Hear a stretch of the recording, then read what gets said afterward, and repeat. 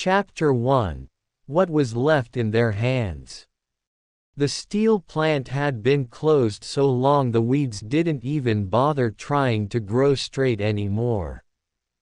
They twisted through the cracks in the concrete like they'd learned early not to expect help.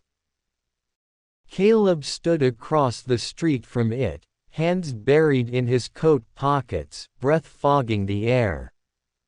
Winter came quicker now. Or maybe he just noticed it more.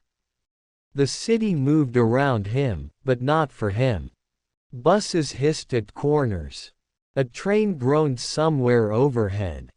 Someone laughed too loud outside a liquor store.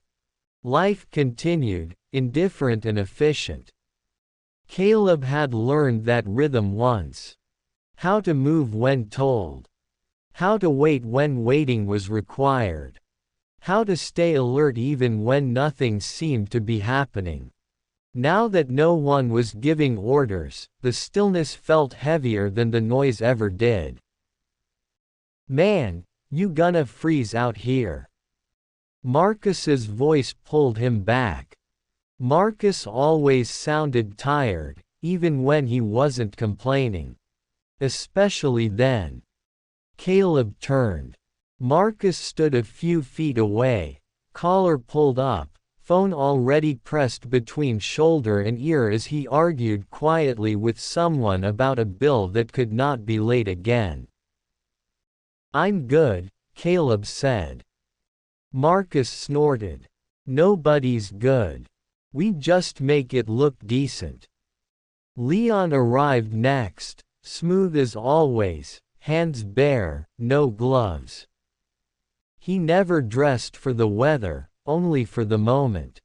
Reese followed, jaw tight, eyes scanning everything like it owed him something.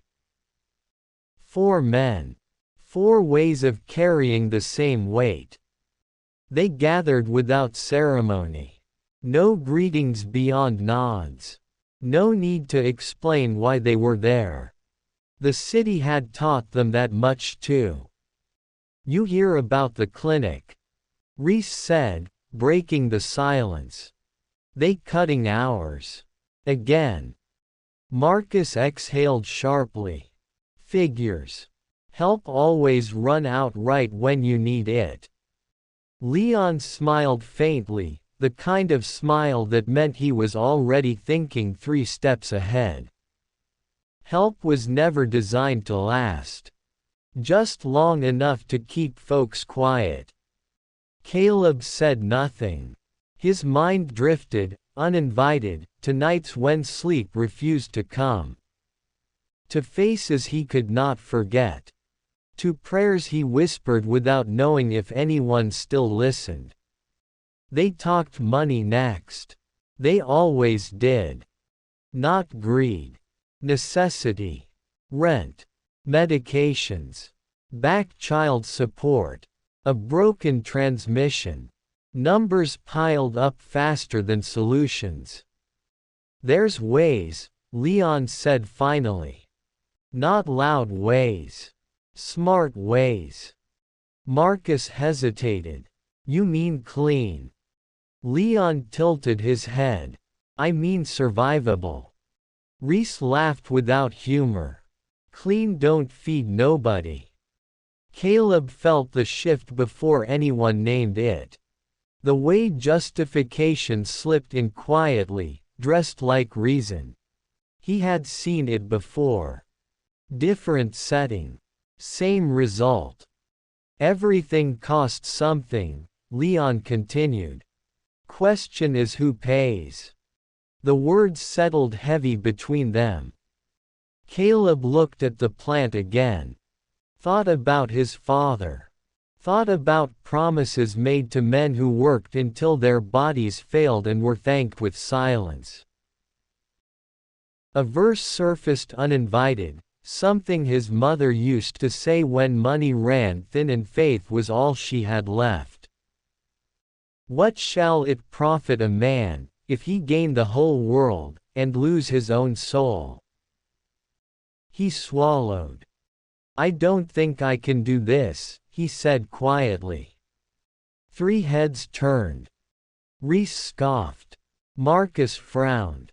Leon studied him like a puzzle missing a piece. Do what?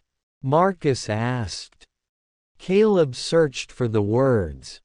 Lie to myself. Call it necessity when it's just fear. Reese stepped closer. Fear of what? Being broke. Been that our whole lives. Caleb met his eyes. Fear of becoming something I can't undo.